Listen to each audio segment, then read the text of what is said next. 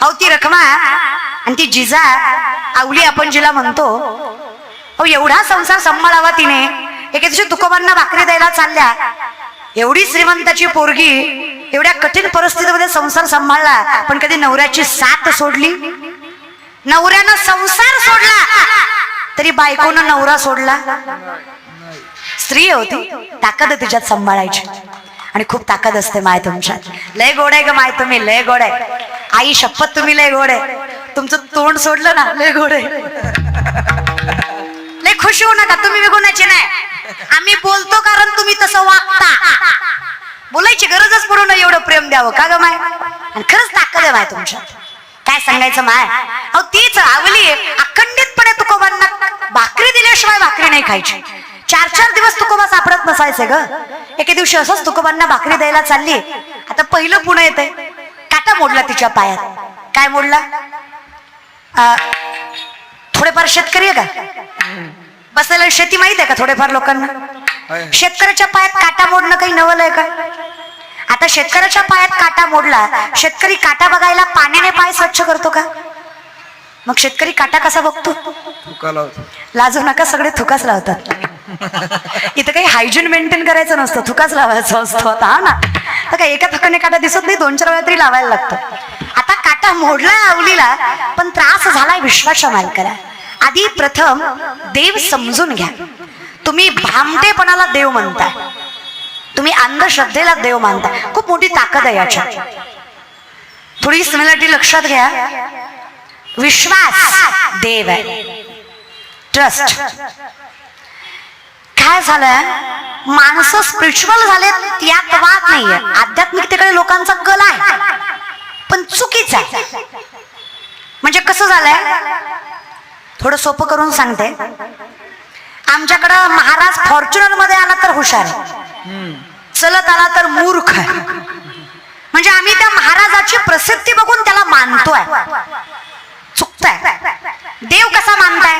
त्याचं मंदिर बघताय, त्याची सजावट बघताय, त्याचं तसं नाहीये.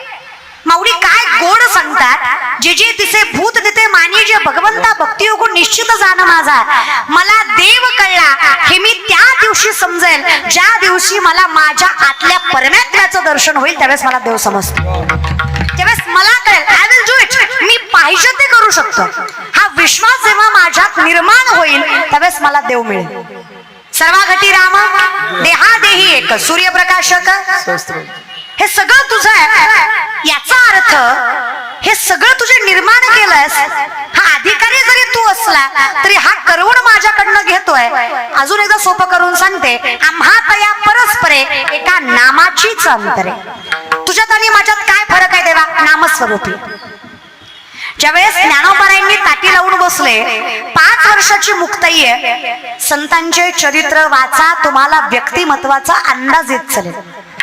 आपल्यात किती ताकद आहे हे समजून घेण्यासाठी तुम्हाला चरित्र वाचणं फार गरजेचं आहे. तुम्हाला ज्ञानेश्वरी गाथा वाचणं फार फार गरजेचं आहे. पुराण वाचा, वेद वाचा, शास्त्र वाचा. तुम्ही म्हणसाल ताई कळत नाही, अरे भाषांतर वाचा. थोडा विचार करा, थिंक अबाउट इट. साधं सांगते मी तुम्हाला.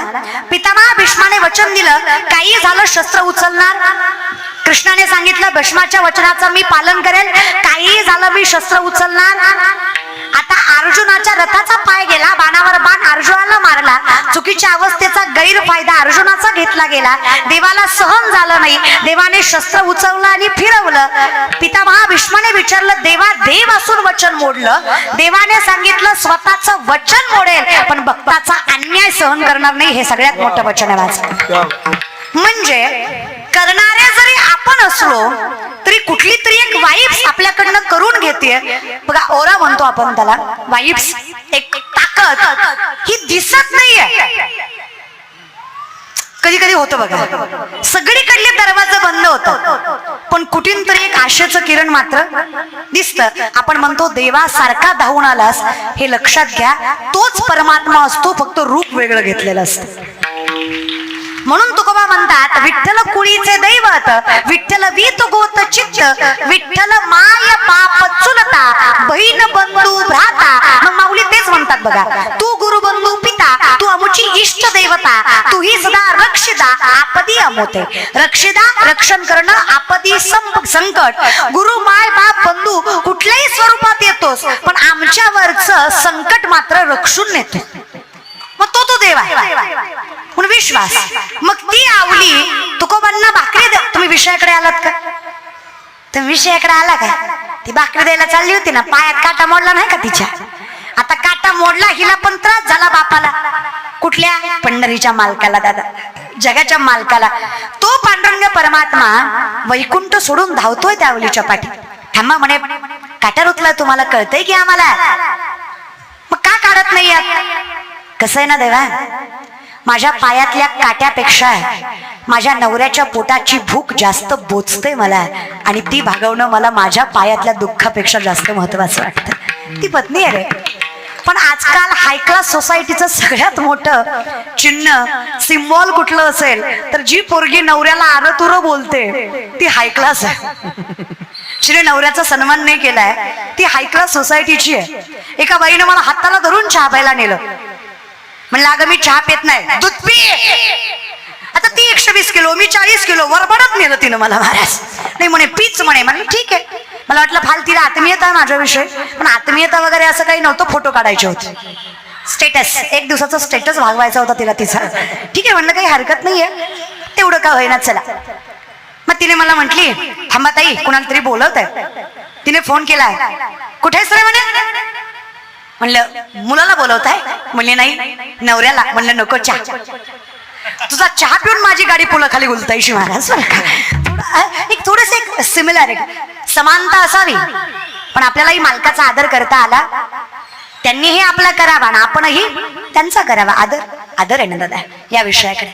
मग ती जिजा ती अवली नवऱ्यासाठी विठ्ठलाला टाळतीये. थांबा म्हणे, विठ्ठला नवऱ्याला भाकरी देऊन येते, तुकोबांना भाकरी देऊन येते. विठ्ठल जाग्यावर आहे, आता तरी बघू द्या काटा. त्याच्या चरणाच्या स्पर्शासाठी विश्व तळमळत, त्रैलोक्य तरस, अखंड दैवता योगयाग करतात, तरी त्याच्या चरणाचा स्पर्श दुर्लभच. त्या विठ्ठलानं माझ्या जिजाऊचा पाय हातात घेतला. काय भाग्य असेल त्या माय माऊलीचं. थुका लावून काटा दिसतो का पाहिला, राग रखमाईला आला का हो देवा. साधी साधी माणसं प्रेस्टिज मेंटेन ठेवून राहतात. जगाचे मालक तुम्ही. खरं सांगा, अर्धा तास झालं थुका लावताय, काटा दिसे ना तुम्हाला? मग का हो असं वाटतंय? काय वाटतं रखमा तुम्हाला? काटा रुतवणाराही मीच आहे आणि काटा काढणाराही मीच आहे. माझ्या तुकोबाची अर्धांगिनी, ज्या तुकोबानं संसार त्यागला, त्या तुकोबाचा संसार ज्या स्त्रीनं सांभाळला, तिच्या पायाची धूळ माझ्या मुखाला लागावी म्हणून एवढा अट्टहास केला.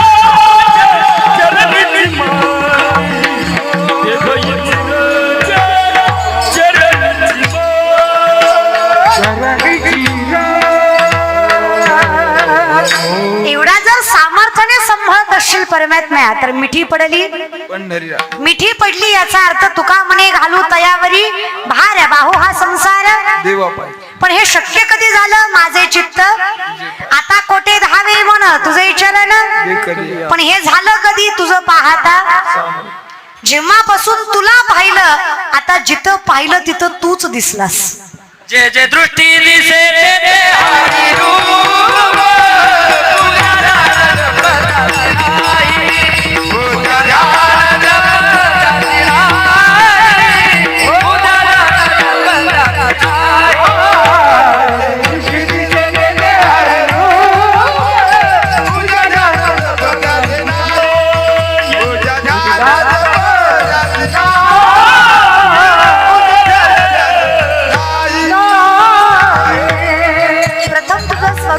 आणि तू इतका देखणारच ना बरं अशी प्रथम तर आपण काय केलंय माहित आहे देवाची फार वेगवेगळी स्वरूप निर्माण केले देव अंतरंगाने जर पाहिला ना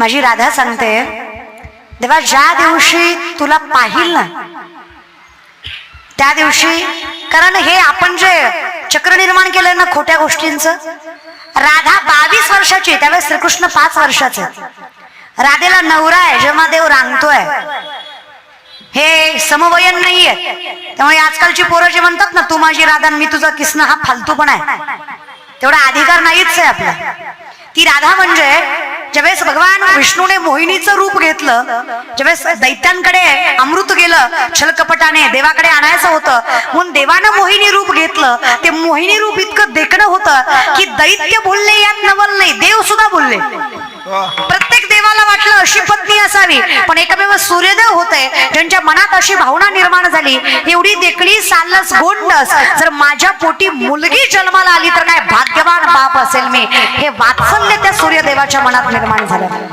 मग भगवंताला वाटलं एवढं स्वच्छ ज्याचं मन आहे त्याच्या पोटी जन्माला आलो तर मी भाग्यवान ठरेन मग विष्णूने वरदान दिलं सूर्यदेवा ज्यावेळेस कृष्ण म्हणून जन्माला येईल ना तेव्हा तुमच्या पोटी राधा म्हणून जन्माला येईल आणि ती राधा इतकी देखणी असेल अख्खं विश्व जिच्या प्रेमात आहे तो तिच्या प्रेमात असेल एवढी देखणी स्त्री तुझ्या पोटी जन्माला येईल ती राधा आहे मग कृष्ण आणि राधा वेगळे आहेत का लवण मिळविता एकच आहे नामस्वरूपी अंतर आहे लोकांनी फार विचित्र केलं कृष्णाला 16,108 होत्या आम्ही 2-4 करतो भामट्या तू एकच सांभाळ काय विचित्रपणा रे तरी कोण म्हणलं तुम्हाला देवाला एवढ्या बायका वगैरे होत्या हे कितकं चुकीचं ऐकलं ना कथा तुम्ही आणि ते म्हणे रामाची रावणाकडे होती म्हणे सीता आणि मग सीता आली म्हणे रावणाकडनं आणि मग लोकांनी म्हणलं म्हणे आणि एक परीट म्हणला म्हणे आणि मग राम आहे तुम्ही आणि तुमची बायको रावणापाशी रावण आली मग आता कसं आम्ही म्हणायचं नीट आहे ती आणि तुम्ही राम आहे म्हणून देव आहे म्हणून स्वतःच्याच बायकोवर असं न्याय चालता का तुम्हाला आणि मग राम म्हणला म्हणा जा म्हणा मग वनव्यासाला ही राम आहे ना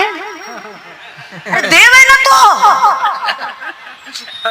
ज्या देवाला भक्ताचं मन न सांगता कळतं त्याला बायकोचं पावित्र्य कळणार नाहीये का न सांगता तुम्हा कळू येते काय असतं ना कर्म देवालाही चुकत नाही ज्या वेळेस दशरथाचा मृत्यू पुत्र वियोगाने झाला कर्मे दशरथ वियोगे मेला त्याचं काही नियतकालीन मरण नव्हतं हे बघा तुम्ही थोडस ना जरा वाचत जा पुस्तकं वगैरे माणसाची जी ताकद असते ना शरीरामध्ये 72,000 नाड्या 24 नाड्या प्रधान 3 नाड्या प्राणवाहक इडा पिंगला सुषुम्ना यातनं माणसाचा प्राणवायू वाहतो पूरक रेचक कुंभक श्वसनाचे 3 प्रकार याच्यावर ज्याचा अधिराज्य आहे 3.5 वडे मसली कुंडलिनी शक्ती बिंबीच्या देठापासून षडशस्त्राचं भेद